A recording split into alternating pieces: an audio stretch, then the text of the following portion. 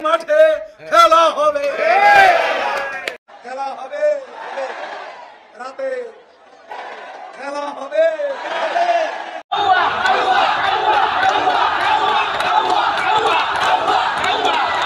খেলা হবে, এবার কেউ বাঁচতে পারবে না, এবার আমরা চরম আকারে খেলা শুরু করে দিব, এমন কথাই কিন্তু বললেন ওবায়দুল কাদের। ওবায়দুল কাদের কিন্তু বিএনপিদের ডিরেক্টলি ইনডিরেক্টলি সকলভাবেই বলেছে খেলা হবে বিএনপিদের সাথে, মাঠে ঘাটে যেখানে হোক বিএনপিদেরকে আমরা তুলো করে ফেলবো, এমন কথা কিন্তু বলেছে ওবায়দুল কাদের। শুধু তাই নয়, অপরদিকে কিন্তু বিএনপির বড় বড় নেতারা বলেছে কাওয়া কাদের, ওবায়দুল কাদেরকে কিন্তু কাওয়া কাদের বলে সম্বোধন করেছে। আজকের এই ভিডিওতে আপনারা প্রমাণ সহকারে দেখতে পারবেন, তার জন্য এই ভিডিওটি একটু স্কিপ করবেন না। আজকের এই 1 মিনিটের ভিডিওতে আপনারা অনেক কিছু দেখতে পারবেন এবং জানতে পারবেন, তার জন্য আজকের এই ভিডিওটি খুবই গুরুত্বপূর্ণ। যারা এখনও এই চ্যানেলটি সাবস্ক্রাইব করেন, এই চ্যানেলটি সাবস্ক্রাইব করে পাশ থেকে বেল আইকনটি বাজিয়ে দেবেন। আপনারা কিন্তু সকলে জানেন বিএনপি কিন্তু কালো পতাকা দিয়ে রাস্তাঘাটে মিছিল করেছে শেখ হাসিনাকে পদত্যাগ করানোর জন্য।